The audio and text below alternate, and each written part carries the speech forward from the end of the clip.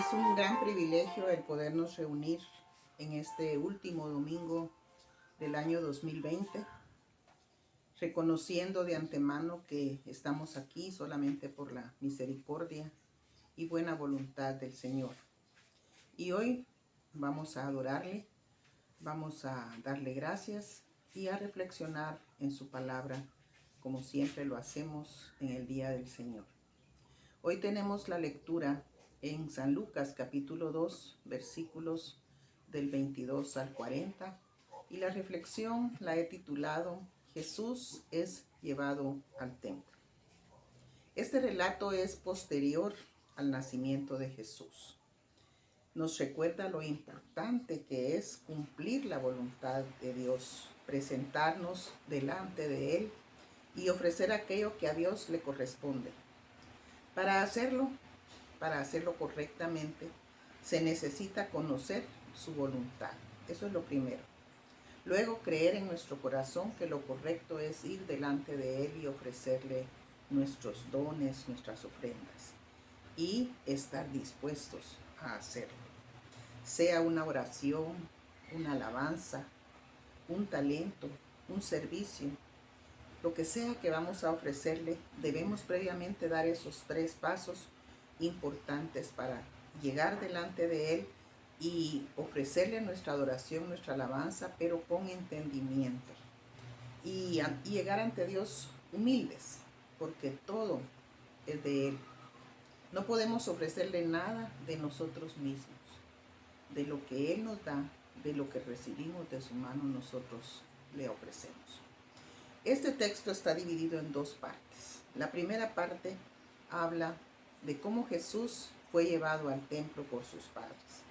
Son muy pocos los relatos que hablan de la infancia de Jesús, como este que hoy leemos. Hoy el Evangelio nos trae una imagen interesante y hermosa. La imagen primeramente de esos padres terrenales de Jesús, preocupados por el cumplimiento de la ley de Moisés. María y José llegan al templo para ofrecer ese ritual de purificación que correspondía a María después de haber dado a luz y también para presentar al niño. En nuestro medio diríamos que se terminó la dieta y después de la dieta María va al templo. Y cuando una mujer daba a luz, en la Biblia está establecido, tanto en el libro de Éxodo como en el de Levítico, ¿qué debe hacer? Si es un varón, son 40 días. Y si es una niña, son 60 días. Y entonces está establecida cuál será la ofrenda que esta mujer debe ofrecer al Señor como ritual de purificación. Porque esos días que nosotros le llamamos la dieta, es un tiempo que para los judíos era un tiempo de impureza. Entonces, ellos llevan esa ofrenda. La Biblia describe en este texto qué ofrenda llevaba. Unas tórtolas, unos palominos, es decir, una ofrenda de gente pobre, de aquella gente que no tenía la posibilidad de comprar un cordero. Y presentar al niño, que significaba consagrarlo, porque también estaba establecido que el primogénito era consagrado al Señor. Y esta palabra, mis hermanos, nosotros no la llegamos a entender, porque ninguno de nosotros realmente tiene esa conciencia de lo que es consagrar un hijo al Señor. Pero nosotros tenemos ejemplos en la palabra. Por ejemplo, Ana tuvo su hijo, conforme ella oró, el Señor le respondió, y ella consagró a Samuel al servicio del templo. Ahí está literalmente y de una manera muy clara lo que significa consagrar. Y María va para presentar al niño delante de los sacerdotes y consagrarlo como primogénito. Entonces, están ahí como familia, como parte del pueblo de Dios, el pueblo de Israel, y cumpliendo, como les decía, la ley de Moisés. Ahora, allí en el templo, en la segunda parte de nuestro texto, encontramos una escena diferente. Ahí, al llegar al templo, José y María, y el niño por supuesto, están frente a dos ancianos. Y yo les llamo ancianos de la iglesia o ancianos del templo. Qué bonito es cuando nosotros nominamos a alguien como gente de la iglesia. Es decir, además de que es cristiano, además de que es hijo de Dios, es gente de iglesia. Es decir, aquella gente que sirve a Dios en el templo. Estos son dos ancianos sabios, dedicados, como ya les dije, a los oficios del templo. Y ambos tenían algo en común. Tenían firme la esperanza en la promesa de Dios. Esperaban su venida. Cada día iban al templo con fe, con entusiasmo. Simeón, por su lado, era un hombre justo y piadoso, así dice la Escritura. Y él esperaba, dice, la consolación de Israel, es decir, ese momento en que iba a ser enviado el Mesías. Y le había sido revelado a él que no moriría sin antes ver al ungido del Señor. Simeón esperaba ver al Mesías.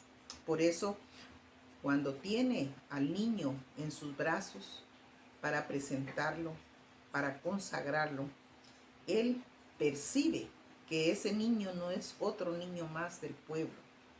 Y entonces a él le es revelado que el niño que tiene en sus brazos es el Cristo, el Mesías, el ungido, el enviado de Dios.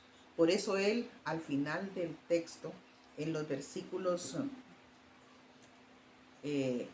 29 al 32, él expresa un canto. Y dice, ahora pues, Señor, despide a tu siervo en paz. Ahora, Señor, despide a tu siervo en paz. Que en otras palabras podríamos decir, ahora ya puedo morir en paz. ¿Por qué? Porque han visto mis ojos al Salvador. Él entiende. Y miren, hermanos, esa percepción solo la tiene un verdadero hijo de Dios, cuando sabe que está frente a la presencia del mismo Dios. Ana, por su parte, la palabra de Dios dice que era profetisa, viuda desde hacía 84 años y había vivido con su marido 7 años. Si nosotros podemos hacer unas pequeñas cuentas, considerando que si hubiera casado de 15 años, ella tendría en realidad más de 100 años, según estas cuentas que podríamos hacer, pero fuera del texto bíblico, porque el texto bíblico no nos dice su edad. Pero era una anciana. Y miren, esto es lo interesante y que nosotros tenemos que tomar como una enseñanza. Porque ella estaba todo el día en el templo. Dice que no se apartaba del templo, sirviendo de noche y de día con ayunos y oraciones. Eso no se ve ya, mis hermanos. Ya no se ve esa entrega, aunque sí hay muchos, debemos reconocer que hay hombres y mujeres de Dios, hombres y mujeres de iglesia, es decir, que están pendientes siempre de servir a Dios en el templo. Pero ella era especial. Entonces Simeón y Ana, dos ancianos sabios, hijos de Dios, fieles, fueron iluminados por el Espíritu Santo de estar frente a la presencia del mismo Dios, frente a la promesa cumplida. Se les olvidó su edad, se olvidaron del tiempo que habían esperado y los dos ofrecieron algo al Señor en respuesta a esa preciosa revelación. Simeón, un canto que hasta el día de hoy cantamos, no nosotros aquí en nuestro medio, pero los hijos de Dios en diferentes países cantan, y que en el nombre original es el Nunc Dimittis, que quiere decir, ahora Señor, ¿verdad? Nunca más voy a estar esperando porque he visto al Salvador. Y Ana, por su parte, dice que se dedicó a hablar del niño a todos los que como ella esperaban la redención del pueblo de Dios. Miren, hermanos, nosotros vemos el texto bíblico, vemos a mucha gente judía siguiendo al Señor, multitudes siguiendo al Señor.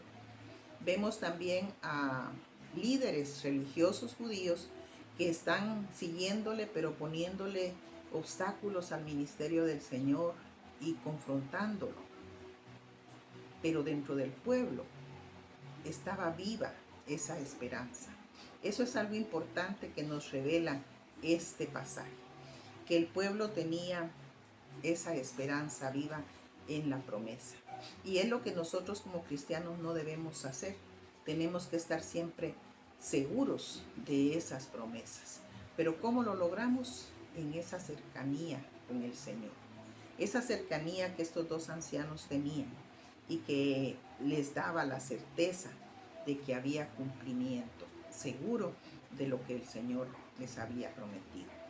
Quiero para terminar enfatizar tres cosas. Primero, el cumplimiento de ese ritual de la ley de Moisés que los padres de Jesús, los padres terrenales de Jesús, cumplen. ¿Qué nos enseña?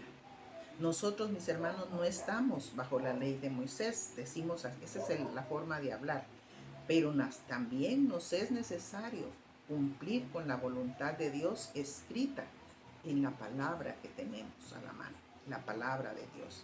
Y muchas veces nosotros con esa frase de que ya no estamos bajo la ley, creemos que nuestra vida cristiana debe ser espontánea y no nos aferramos a mandamientos del Señor. Pero esto es un momento para reflexionar en eso. Luego el segundo punto es la ofrenda o tributo a Dios. María y José en su pobreza llevan su ofrenda. Y es que el Señor no nos pide una ofrenda inalcanzable, si no las iglesias estarían vacías y nadie podría llegar a dar ofrendas. Nosotros no tenemos la obligación de dar una ofrenda que vaya más allá de nuestras posibilidades, pero siempre tenemos que tener algo que ofrecerle al Señor. Todo cristiano debe de tener en su mente que lo que le llega a las manos, todo su capital, todo su poderío material, podríamos decir, es algo que viene de Dios. Siempre decimos la frase, esto me lo he ganado con el sudor de mi frente, pero si no fuera la voluntad de Dios, nosotros no tendríamos nada. Y de eso, nosotros somos deudores ante el Señor. Nadie debe quedarse entonces sin darle al Señor lo que le corresponde. Simeón ofrece un canto de gratitud y alabanza. Ana pregona la buena noticia. Los padres de Jesús, padres terrenales de Jesús, dan su ofrenda establecida en la ley de Moisés. No importa la edad, mis hermanos, para adorar a Dios. No importa la edad para compartir la buena noticia, el Evangelio. Evangelio significa buena noticia. El acto de llevar al niño nos recuerda también que nosotros y nuestros hijos, todos somos herederos de la promesa. El pacto de Dios, el pacto que Dios hizo con su pueblo, alcanza a nuestros hijos y a los hijos de nuestros hijos. Es decir, nuestro testimonio debe mostrar a Dios y al mundo, mis hermanos, que estamos ahí para escuchar a Dios, que habla a nuestros corazones, que estamos presentes en el templo para que Él vea nuestra vida y nos indique sus propósitos, que llegamos a la casa de Él con nuestra ofrenda, con lo que somos, lo que tenemos, que estamos ahí llevando a nuestros hijos para que ellos continúen nuestro ejemplo de servicio. ¿Cómo queremos que nuestros hijos el día de mañana se involucren en el servicio al Señor? Tal vez no como Ana, de noche y de día, con oraciones y ayunos, pero servir al Señor si nosotros no les damos ese impulso por medio de nuestro ejemplo. Así es que hay mucha enseñanza en este hermoso texto que Dios nos ha dado este último domingo del año 2020. Que Dios nos bendiga, mis hermanos, y que nos permita iniciar el año, el próximo domingo, con nuevos ideales, con nuevos propósitos.